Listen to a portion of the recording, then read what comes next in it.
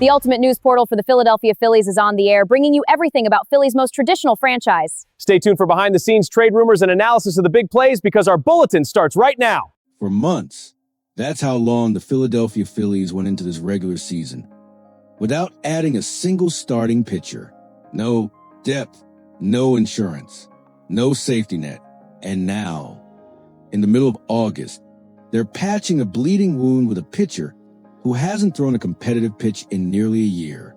But here's what's going to make you furious. While the Phillies sat on their hands all winter, the exact arms they needed were sitting right there on the open market. Cheap, available, ready to sign. And by the end of this video, you're going to know every single name this front office let walk away. Let's start with the moment we're actually talking about. Nestor Cortes is now a Philadelphia Philly, a move made out of desperation in August, not out of strategy in January. Look, he's a fine flyer, low risk, potential reward. Nobody's arguing against taking a shot on him, but that's not the real story here. The real story is a question every single Phillies fan should be asking right now. Why did it take until August? Why did this team wait 4 months into a real playoff race to finally add rotation depth? Because it's not like the options weren't there. It's not like the front office had no choice. They had choices, multiple choices, affordable choices, and they passed on every single one of them. Let's start with the biggest gut punch of them all, Nick Martinez. This name should make every Phillies fan sick to their stomach. Martinez was coming off a middling season with the Cincinnati Reds, a 4.45 ERA split between starting and relieving. Not flashy, not exciting. The kind of depth arm that flies under the radar every single offseason. The Tampa Bay Rays, an organization that consistently outsmarts everybody in this sport, scoop him up on a one-year deal worth just $13 million. $13 million. For a team with the Phillies payroll, that's pocket change. And what did the Rays get in return? A 3.05 ERA across 24 starts. His first career All-Star selection.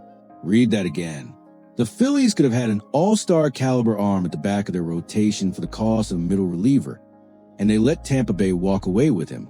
Think about how many of those close losses this season could have flipped into wins with Martinez starting instead of an improving Andrew Painter or Alan Rangel struggling through growing pains at the big league level.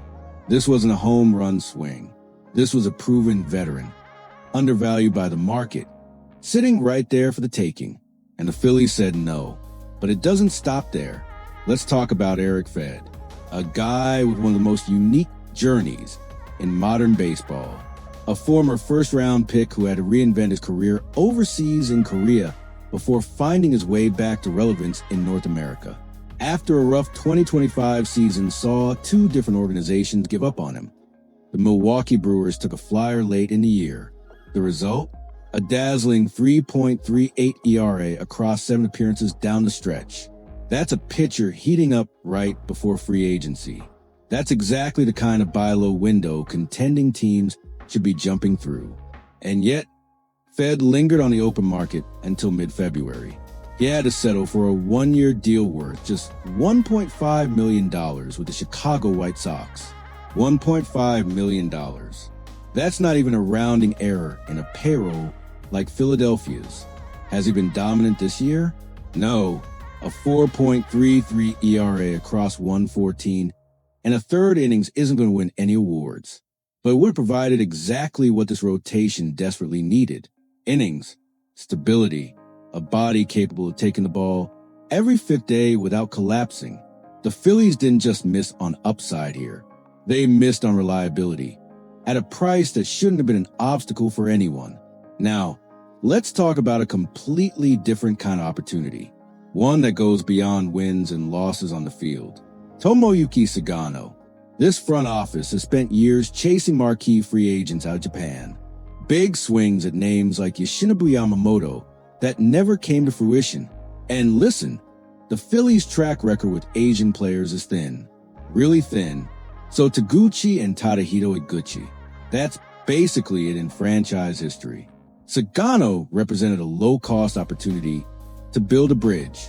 a chance to establish credibility in a market this organization desperately wants to break into. This isn't some unproven arm either. We're talking about a legend in Nippon professional baseball. 2 MVP awards, 3 Sawamura Awards, which is essentially their version of the Cy Young. He came to Major League Baseball for the first time last season with Baltimore and posted a mediocre 4.64 ERA. Not spectacular by any means, but the Colorado Rockies scooped him up for just $5.1 million on a 1-year deal. And despite pitching half his games in the most hitter-friendly ballpark in the entire sport, he's managed a park-adjusted ERA plus of 104, 4% better than league average, while pitching at Coors Field. That's remarkable context. That's a pitcher outperforming his home ballpark's brutal conditions. Imagine what he could have done in Philadelphia, slotted behind an aging Aaron Nola and an improving Andrew Painter, for a price that wouldn't have moved the needle on this payroll at all. But we're not done, because this next name might sting even more. Michael Soroka. Remember him? The former Atlanta Braves phenom who was an all-star as a rookie back in 2019. Then injuries completely derailed his career. Between 2020 and 2023, he appeared in just 10 total games. 10 games in 4 years. His career looked finished. The Arizona Diamondbacks, desperate for pitching depth, took a flyer on him this past winter for just $7.5 million. And it's paid off in a massive way, aside from a glute strain that cost him roughly 2 months this summer. Soroka has been dominant, a 2.93 ERA across, 92 innings pitched. This is exactly the type of reclamation project that Phillies pitching coach Caleb Cotham has built a reputation for fixing. Cotham has worked wonders with reclamation arms in this organization before. Just imagine what he could have done with a talent like Soroka's, given the same opportunity Arizona took advantage of. Another swing this front office never took. And finally, the one that should hurt the most, because it's one thing to watch a reclamation project succeed somewhere else in the league. It's an entirely different level of pain when he succeeds for the team standing directly in your way in the division. Martin Perez, the veteran left-hander, has never been a true top-of-the-rotation arm across his 14-year career. A career 4.41 ERA speaks to that reality.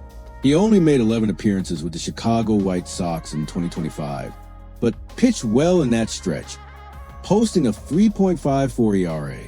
That should have been enough to draw real interest. Instead, he had to settle for a minor league deal with the Atlanta Braves.